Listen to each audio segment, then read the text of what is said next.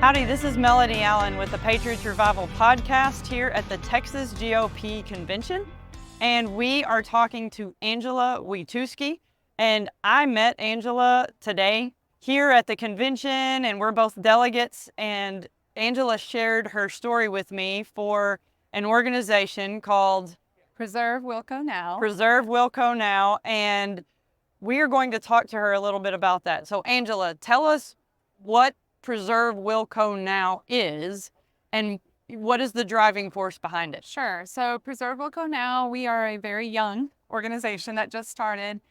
In February, most my neighbors received information that they were going to be that roads were going to come through our property. So we have formed this organization. Right now, we're a Facebook group. We're looking forward to becoming a PAC. What we're trying to do is three things. We want to prevent whatever roads are not necessary in our area, slow down development. We're not against development, but we want to slow that down, have it more responsible. And then we are protecting what is existing, trying to take care of our land and our agriculture, our flora, fauna, the space, the quality of life we have by living out of the cities. And then finally, we're working on just the future goal would be to preserve that. And how do we do that? How do we keep, we need to educate our public about road bonds. We need to educate them on just elections like commissioners and bringing people into the office that take care of our area. So tell everybody where Williamson County is. Oh, yeah, good. So Williamson County covers it's kind of central Texas. It's from Georgetown and Jarrell are the northern area, down all the way. A little bit of Austin is even tucked into there, and out to Taylor, out to the east, and to the west we have Leander, Liberty Hill. So right all centered around I-35, which means that they've taken care of the west side. Leander, Liberty Hill are just exploding and growing, and then now the east side has largely been agriculture with some small towns. And, the big thing is Samsung is not entirely to blame, but bringing in large industries such as Samsung is causing other large industries to move in to very small rural areas, which are then just going to explode. Our main thing is that changes the community, it changes the culture, it changes our quality of life completely. Exactly. One thing that really stuck out in my mind when I was talking with you earlier is that you mentioned that this road is going to come right through your barn.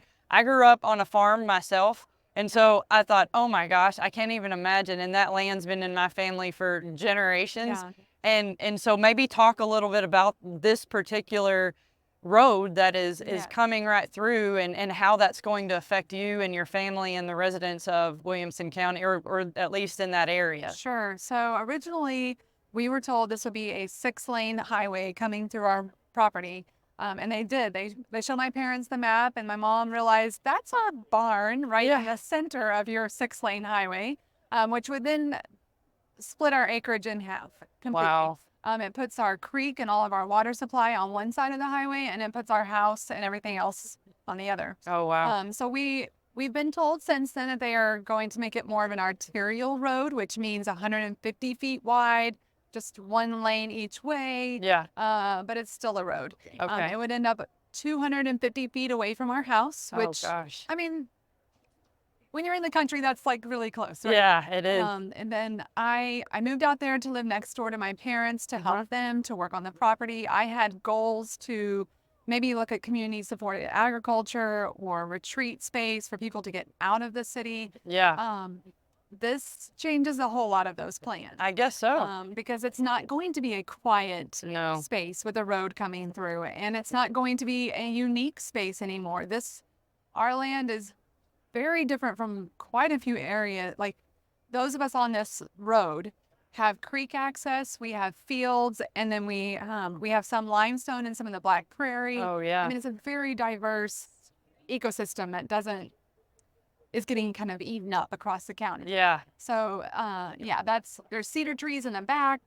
I don't know. So what's the status of that highway or that road now? Okay, great question. So right now they're in survey. Okay. Which just means that they are telling us it'd be 15 years, the road bond has to pass. I just spoke with my commissioner, or not mine, a commissioner from our county, Commissioner Covey, this morning, who said you have to realize it only happens if people sell their land. Our fear is, what about eminent domain? Yeah. What if 4 people do sell and 1 doesn't? And Right. do you get the best deal? And most of us didn't move out there to sell it. We Sure. moved out there to be alone. You know, you didn't move out there to sell. You moved out there to maintain and continue, like you said, to take care of your family and whatnot. So In fact, I had an interview with one journalist who said, well, so what would be the big deal? I mean, if they come right through the middle of your property, then couldn't you open up your community supported agriculture, because you'd be on the road and people would see you? And that's not really the point. Right. We kind of moved out here to not be seen. yeah. Of course, a road means not only traffic, but trash and noise and general disturbance of what we moved out there for. Yeah. So where I'm from, we were dealing with the high-speed rail, and it was going to come right through my family's property that's been in our family for 100+ years.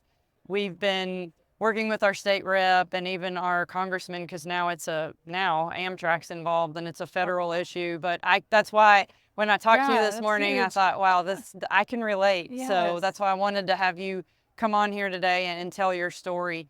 Yeah. So tell people how they can get in touch with you or the group if they wanted more information or wanted to help, or maybe there's other people in the area that watch this podcast and maybe they want to band behind you and Preserve Wilco Now. So Preserve Wilco Now, we have a Facebook group right now. The Facebook group is Preserve Wilco Now. And in our first month, we had about 400 people sign on. We're almost to we are over 500 now. So it's growing, but that's probably the best place. We also have just preservewilconow@gmail.com as a way to email us. We're hoping to get our first newsletter out this week. And so we're going to try and start newsletters. And then as we move forward, we're going to be working, same thing. Our goals are educating people about bonds locally, but also what can we be doing on a state level? Because with eminent domain, it can be a good thing, but it can also be not. Because counties are, I don't know, it seems like they're getting a little bit more eager for land. Yeah. Yes. Well, thank you so much for taking time out of the convention to come share your story with us, and we'll be happy to help you in any way that we can. So thank you, Angela. I thank you. Thank you so much for your time. No Thank problem. You all. Yes. Thank you.